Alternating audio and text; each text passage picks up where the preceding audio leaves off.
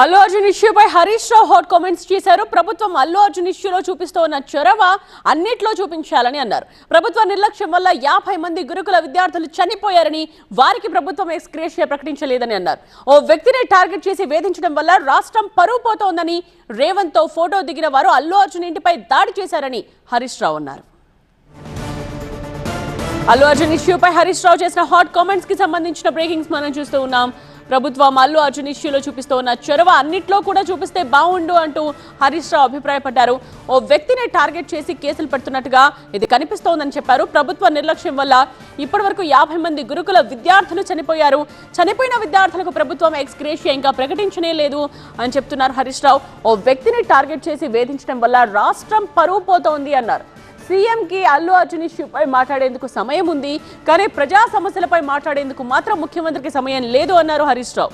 అల్లు అర్జున్ ను టార్గెట్ చేసి వేధిస్తున్నట్టుగా కనిపిస్తోంది అన్నారు. రేవంత్ తో ఫోటో దిగిన వారు అల్లు అర్జున్ ఇంటిపై దాడి చేశారు అని చెప్తున్నారు హరీష్ రావు. అల్లు అర్జున్ విషయంలో చూపుతున్న చొరవ అన్ని వర్గాల మీద చూపాలన్నదే బీఆర్ఎస్ చెప్తున్నది. ఒక వ్యక్తిని టార్గెటెడ్గా చేసి ఈరోజు కేసులు పెడుతున్నట్టుగా కనబడతా ఉంది. ఆ అమ్మాయి చనిపోవడం దురదృష్టకరం. కానీ మరి అలాగే మీ ప్రభుత్వ నిర్లక్ష్యం వల్ల, నీ నిర్లక్ష్యం వల్ల మీరే SC welfare, minority welfare, ST welfare మంత్రిగా ఉన్నారు. 50కి పైగా గురుకుల పిల్లలు చనిపోతే ఆ పిల్లల ప్రాణాలకు విలువ లేదా? ఆ పిల్లల తల్లిదండ్రులకు ఎందుకు ₹1 ఎక్స్గ్రేషియా ఇవ్వవు? అదేవిధంగా నీ తమ్ముడి అరాచకాల వల్ల చనిపోతున్నా అని సాయిరెడ్డి అనే మాజీ సర్పంచ్ సూసైడ్ నోట్ రాసి చనిపోతే ఇంతవరకు ఎఫ్ఐఆర్ ఎందుకు రిజిస్టర్ కాలేదు? నీ తమ్ముడిని ఎందుకు అరెస్ట్ చేయలేదు? చట్టం నీకు చుట్టమైందా? చట్టం అందరికీ సమానంగా ఉండాలి కదా.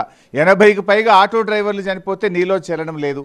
450కి పైగా రైతులు చనిపోతే నీలో చలనం లేదు.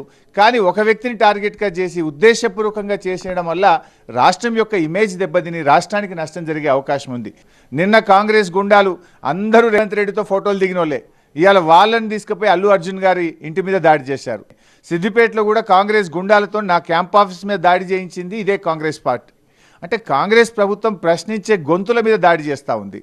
అంటే ఫిజికల్ అటాక్స్ ద్వారా ప్రతిపక్షాలను భయభ్రాంతులకు గురి చేయాలి, ప్రశ్నించకుండా చేయాలని ప్రయత్నం చేస్తున్నారు. ఇలాంటి సంస్కృతి తెలంగాణలో ఎప్పుడు లేదు. ఒక రాయలసీమ తరహా సంస్కృతిని, ఫ్రాక్షనిస్ట్ సంస్కృతిని, దాడులు చేసే సంస్కృతిని ఇవాళ రేవంత్ రెడ్డి గారు తెలంగాణలో తెచ్చి ఇవాళ లా అండ్ ఆర్డర్ అనేది కుప్ప చేస్తూ ఉన్నాడు. దీన్ని తెలంగాణ ప్రజలు, సమాజం ఎట్టి పరిస్థితుల్లో హర్షించదు. దీనికి తగిన మూల్యం రేవంత్ రెడ్డి గారు, కాంగ్రెస్ పార్టీ చెల్లించక తప్పదు.